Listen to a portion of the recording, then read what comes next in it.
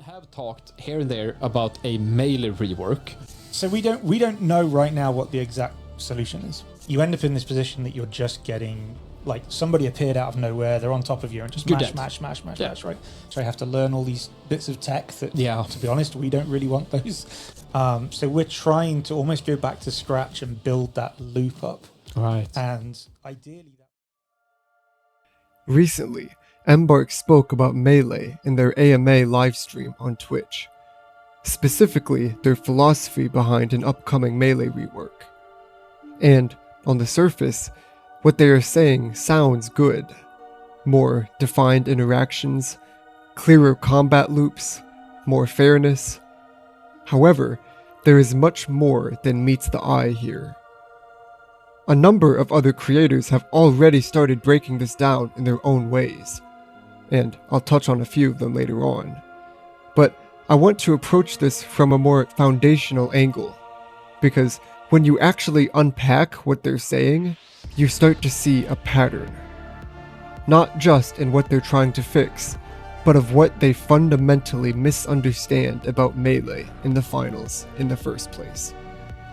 So, in this video, I want to go through their philosophy piece by piece and explain where it all falls apart.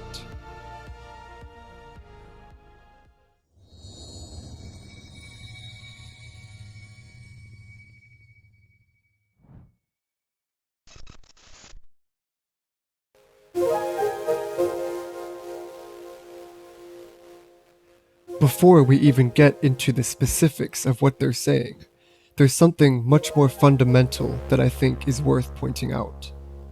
Embark has revealed to us a short roadmap of the finals, and in it they announce a fully reworked Melee system for Season 11. This is in a mere 2 months. However, in this AMA, they also make it clear that they don't actually know what that rework looks like yet. So we don't know right now what the exact solution is. Yep. For example, like we are prototyping a bunch of stuff at the minute. We are testing it. We're trying out little bits and pieces. Matt says that they're prototyping ideas, testing different approaches, and trying to figure out what the system should be. And, on its own, that is not a problem. This is how the design process works. But when you publicly commit to a full rework before even defining the system behind it, it raises an important question. What exactly are you rebuilding? And even further, how are you trying to solve these alleged problems to begin with? And these questions become a lot more troubling when you look at how they're framing Melee in the first place.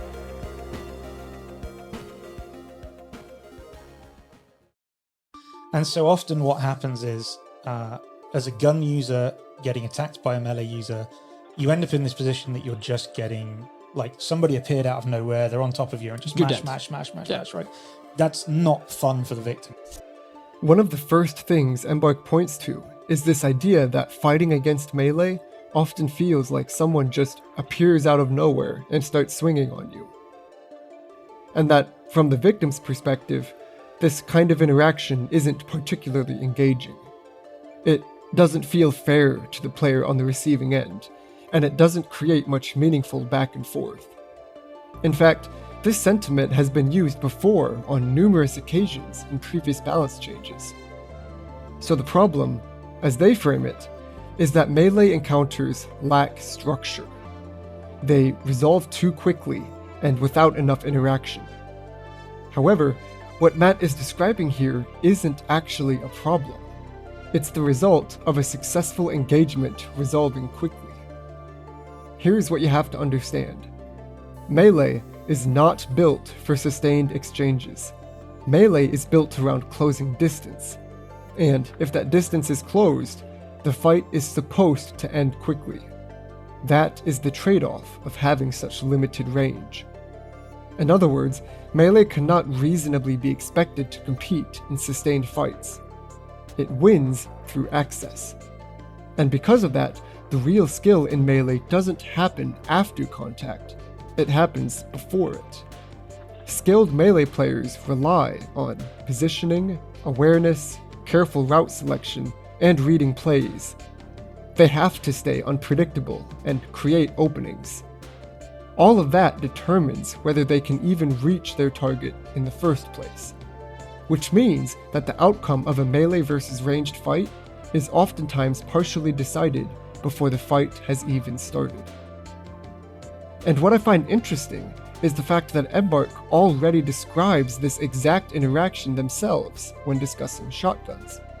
If you're in a 1v1 gunfight, a shotgun user versus a sniper user, the shotgun user is trying to get maybe across a 50-meter open space, using cover to close distance on the sniper. Yeah. And the sniper knows the shotgun player is trying to do that, and they're trying to stay away from the shotgun user, keep distance, keep long lines of sight.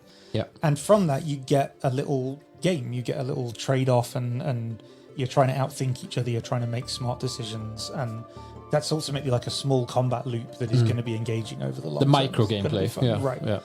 This is structurally identical to how melee works. The one difference is that shotguns can still deal some damage while closing that final stretch of distance. Melee cannot. And because of that, melee is forced to fully commit. It has to rely entirely on positioning, timing, and finding openings to close that gap cleanly, which is exactly why melee can sometimes appear out of nowhere. Regardless, the underlying interaction is the same. The fundamental issue here is that Embark already understands this interaction model. They just failed to recognize that melee also operates within it. Embark is trying to make melee versus ranged interactions more symmetrical, but those interactions are fundamentally asymmetrical by design. Forcing symmetry flattens the system. As we just explained, Embark misunderstands how melee engagements work. And that confusion doesn't just affect how they describe melee, it affects how they're trying to reshape the interaction itself. Embark is trying to fix this misunderstood problem by aligning melee closer to ranged on ranged fights. They are trying to extend fights against melee. And so the approach we're taking is, can we build more complete loops for those kind of combat encounters? So we're trying to almost go back to scratch and build that loop up. Right. Matt's goal, in so many words, is to stuff more interaction into melee fights. In the AMA, he repeatedly emphasizes more back and forth and more opportunities for gun users to respond, and more fair exchanges.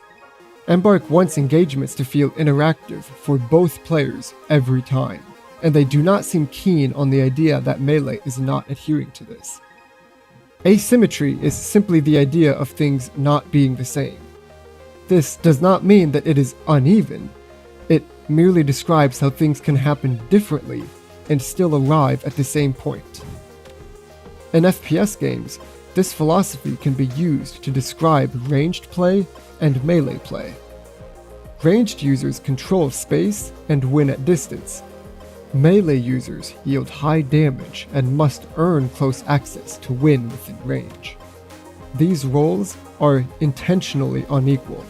However, inequality does not mean unfair. If a melee is able to get within close range to you, then you have already been beaten positionally.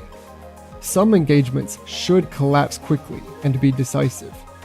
This is what creates tension, risk-reward incentives, and skill expression. The utility of asymmetry in games is what creates meaningful decisions and creative play. Embark, by trying to extend interactions and add further counterplay after melee contact, is directly reducing melee's built-in payoff and increasing time to kill as a whole for melee. Not every interaction is able to feel like a duel. If melee must close distance and then also win extended fights, then its inherent risks increase and its inherent rewards decrease. You keep the cost, but remove the payoff. The truth is that melee isn't supposed to feel fair once it succeeds. It's supposed to feel fair in how difficult it is to succeed.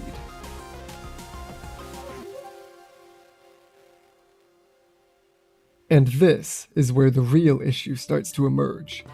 how skill is actually expressed in melee. Strategic depth in a weapon, I would argue, is essential to how engaging it remains over time. And that depth comes from how players are able to apply and express skill within the system. Mechanics like quick melee combos, sliding attacks, seizure swings, range dancing, bishoping, double hit regs, backstabbing objects, blocking object interactions, and more all contribute to that depth and raise the skill ceiling without raising the skill floor. These techs, as the devs refer to them, are not game-breaking. They aren't significantly reducing TTKs or overriding traditional fights. They are neutral mechanics that elevate melee, both in viability and in enjoyment. By removing these systems, you're not just simplifying the weapon, you're changing how skill is expressed entirely, which leads directly into a deeper issue. What actually counts as valid skill? And, sure, some people see it as low skill, and then some people that use melee are like, dude, I have to try so much, I have to learn all these bits of tech that, to be honest, we don't really want those, exploits to be in the game.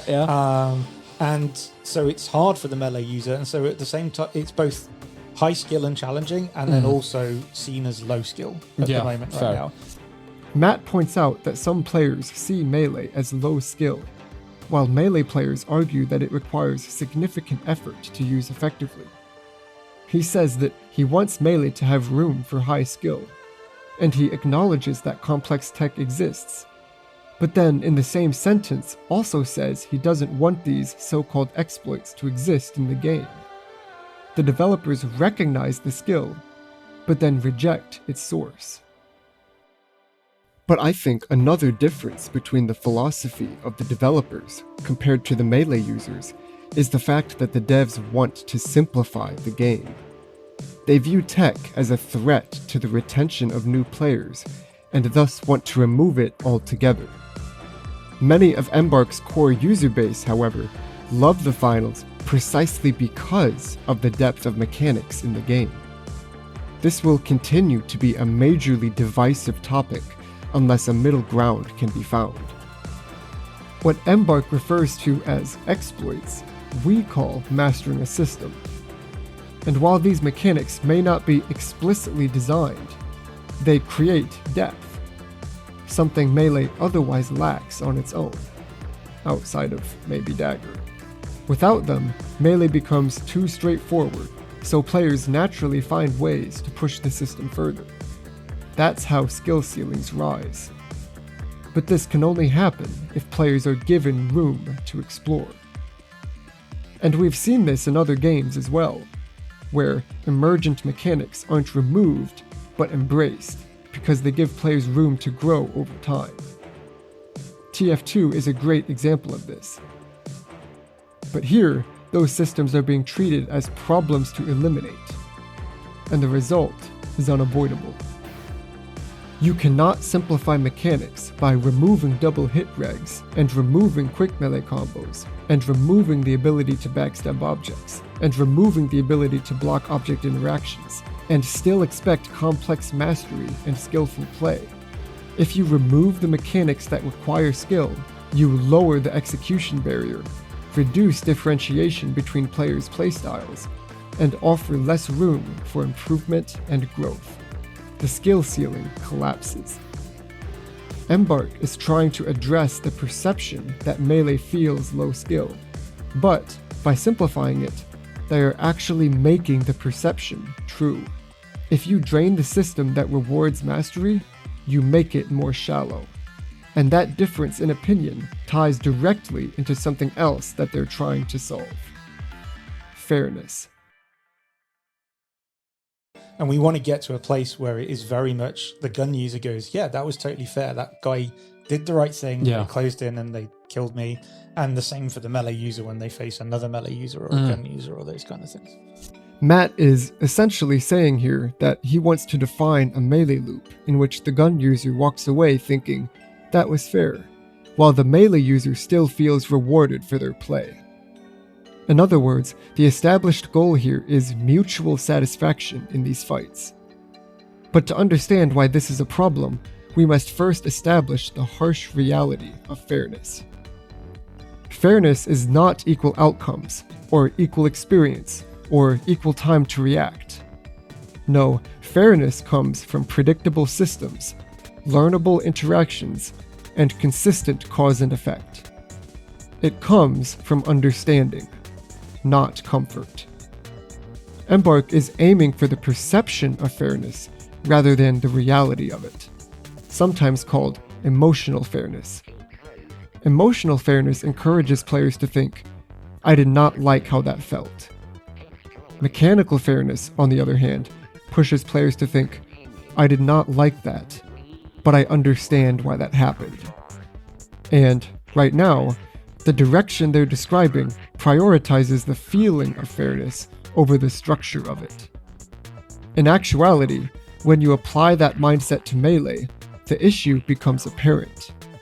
Melee can only deal damage after closing distance, and while the damage dealt upon success may feel unfair in the moment, it is mechanically justified, because the ranged player made a mistake. They had poor positioning, or a lack of awareness, and they were punished for it. The interaction is fair, even if the perception of it isn't. And this distinction matters, because if you design around emotional fairness, you slow down decisive outcomes, introduce artificial counterplay, and dilute class identity. Instead of reinforcing the distinct roles of weapon types, you begin to blur them. And that has direct consequences for risk and reward. Melee comes with the baked-in risk of needing to close distance. The reward for doing so is a fast kill. If Embark removes the reward, then the risk becomes unjustified. You break the risk-reward relationship. The point being, a fight doesn't need to feel fair in the moment to be fair in the system. Competitive games aren't designed around how interactions may feel. They're designed around whether those interactions are consistent, learnable, and mechanically sound. And when you start prioritizing perception over structure, you don't just change individual interactions, you start to redefine the system as a whole. And this leads directly into the final issue: starting over. My brother Lucid and I have both been melee mains since Season 3 of the game. And I'm sure we're not the only ones nervous about this upcoming rework. Because if fairness is really being misdefined like this, then the solutions that follow will inevitably become misaligned. And once you start redefining fairness at that level, the solution stops being adjustment and starts becoming replacement. The devs refer to the Season 11 melee changes as a reworked melee system, implying a semi-major redesign from the ground up. This is worrying, not only because it suggests the removal of current melee systems in the game, but because a reset implies the current system is fundamentally broken. And if it is viewed as broken, then what they build up will be intrinsically different from and lacking of the mechanics that we have in our current environment. The truth is that you cannot meaningfully rebuild something you haven't correctly diagnosed. Players have spent the last 10 seasons mastering, learning mechanics, creating emergent depth, and forging identities within melee playstyles. A reset doesn't just remove problems, it erases all of that progress. Good redesigns refine existing mechanics by reinforcing the strengths and adjusting the weaknesses. Iteration builds depth. Resets remove it. Melee is not broken. It is misunderstood. Melee, by design, is meant to be asymmetrical from traditional gunplay. It already incorporates some level of skill, and it already is structurally fair. The problem is not melee, it is how it's being interpreted.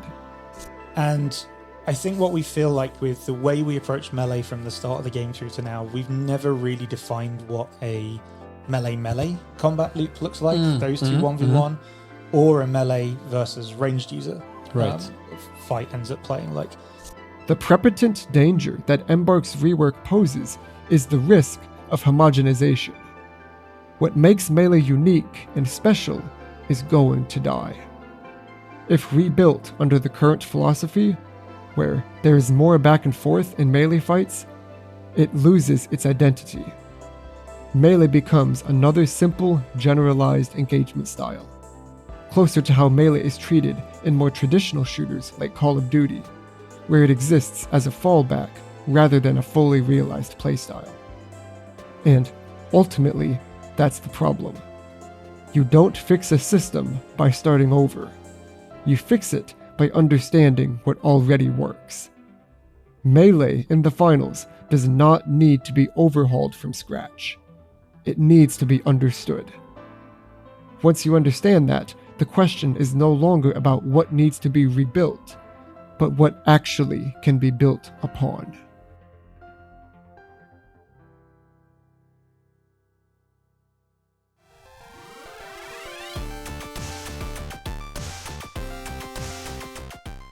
So, if melee doesn't need to be rebuilt, then what does it actually need? Well, melee already has a good foundation. The goal here is reinforcement, not replacement. So how do we go about doing this? Well, first, before we talk about what we should change, we need to be clear about what we are trying to accomplish. That means establishing a structure to work from. And for that, I've outlined 6 core pillars to guide how we analyze and approach melee as a system. Pillar 1. Preserve asymmetry. Melee should not be forced into interaction parity with its ranged alternatives. Melee wins through access, not sustained exchanges. Fast resolution is an intentional aspect of melee, not a flaw. Not every fight needs an equal back and forth. Pillar 2. Reward successful engagement. Closing distance must feel meaningful. If a melee user reaches his target, then a payoff must exist. Nerfing lethality breaks its risk-reward setup and threatens its identity. Don't soften success to protect the opponent's ego. If you reduce the reward, you end up invalidating the risk. Pillar 3. Protect skill expression. Skill must exist across multiple layers. The things I discussed earlier, mechanical execution, decision-making, system mastery, it all needs to be there. Tech, within reason, ought to be viewed as system mastery, not as just exploits. Removing tech flattens the skill ceiling. Depth should be discoverable, learnable, and expandable. Skill is not just about intention, it's about what the system allows you to express. Pillar 4. Lean into emergent systems. Don't eliminate them. Emergent mechanics and tech oftentimes increase depth and extend longevity. Things like quick melee combos and the ability to interact with in-world objects in unique ways are perfect examples of this. These should be curated, not erased. Removing these just because they were originally not intended oversimplifies without meaningful justification. The best systems are not initially fully designed, they're discovered. Pillar 5. Clarify, don't simplify. The issue is not in its complexity, it's in its readability. If something feels unfair, then perhaps it needs an improvement in clarity rather than a reduction in depth. Solutions like animation clarity, audio feedback, and visual digestibility can help here. You shouldn't fix confusion by simply removing it from the game. You fix it by making it more understandable. And Pillar 6. Respect role identity. Each playstyle must remain distinct. Melee is not just a ranged weapon with less range. Melee should feel different and play different. We must avoid homogeneity at all costs.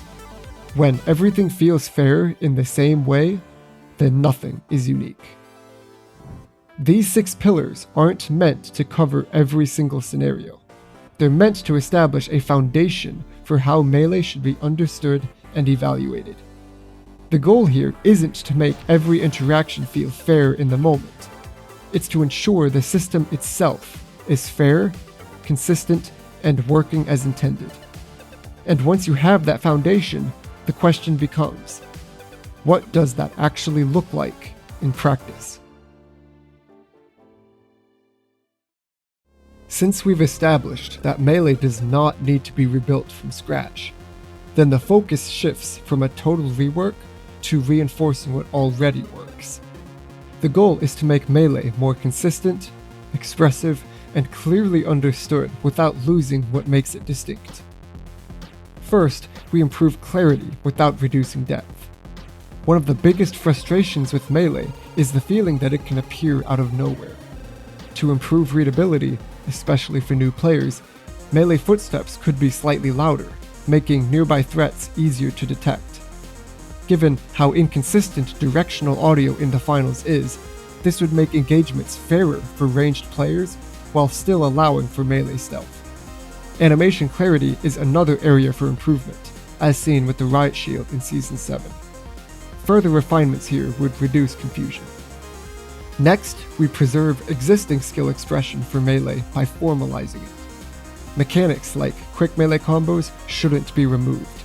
These interactions ought to be recognized, stabilized, and balanced around.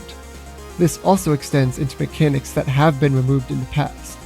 Things like double hit registration for stronger attacks like the sledges and daggers secondaries, backstabbing inanimate objects like goo and turrets, blocking steals and revives with the Riot Shield.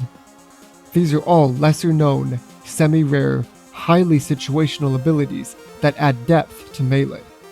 Obviously not every mechanic needs to be preserved. Some, like phantom hits with the sword, clearly shouldn't be. But there is a meaningful place for many of these systems within the game. Third, we do not oversimplify weapon designs. Primary heavy models should be avoided. The current sword rework is a clear example.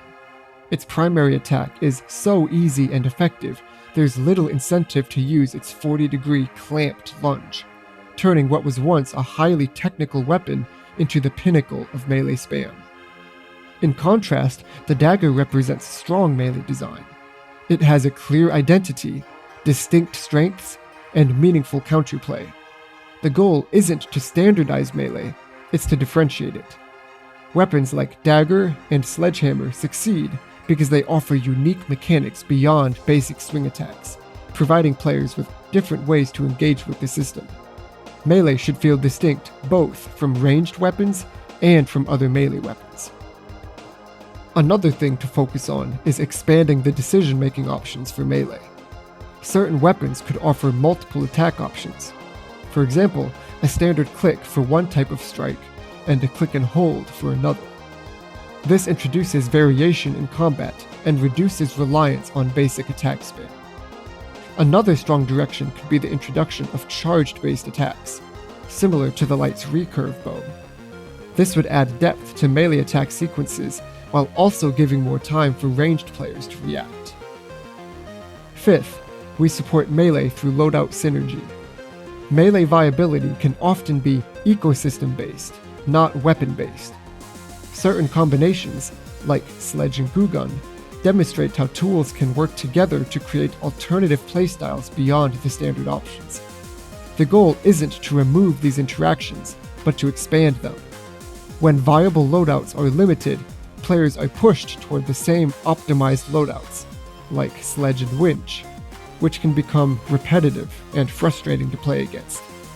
By facilitating a wider range of synergistic options, Melee becomes more flexible and less predictable. And finally, any major changes to Melee should be tested in limited time game modes. This allows for real player feedback without putting the core system in danger. Instead of risking major backlash by committing to large-scale redesigns immediately, changes can be evaluated, adjusted, and proven before becoming permanent. If you're unsure, don't replace. Experiment. A redesign should be thoroughly tested before being implemented.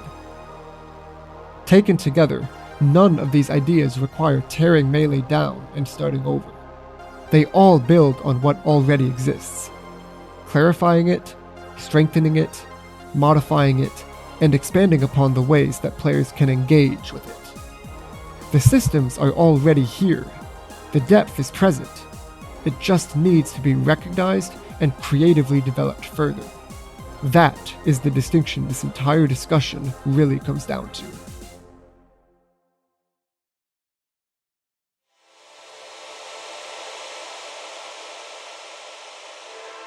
Before wrapping up, I wanted to briefly highlight a couple other creators who have also been discussing this AMA regarding Melee from their own perspectives. Their approaches may slightly differ from mine, but they touch on many of the same underlying concerns around Melee and its direction.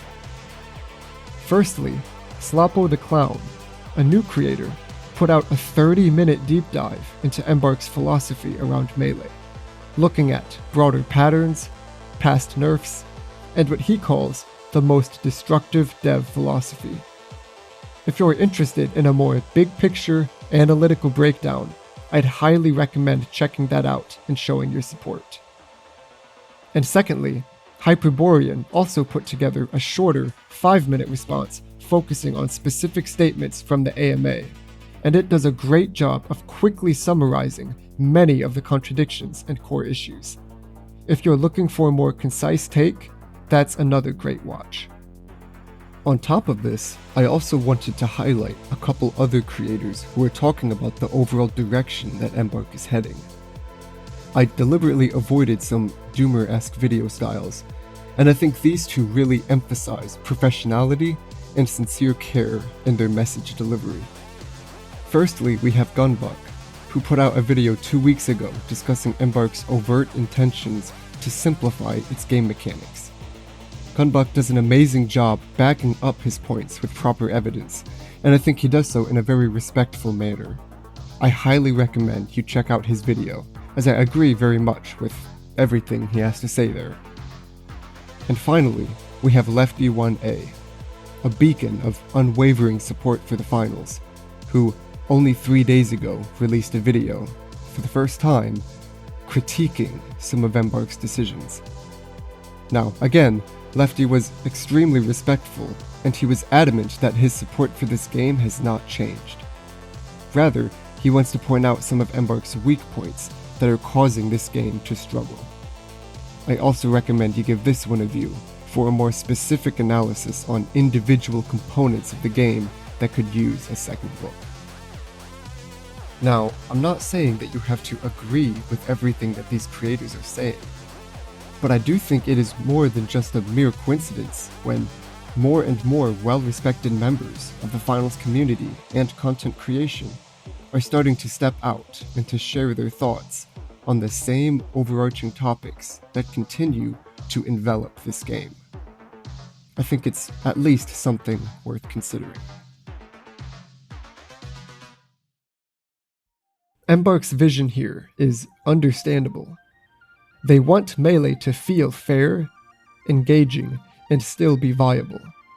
And those are all respectable goals.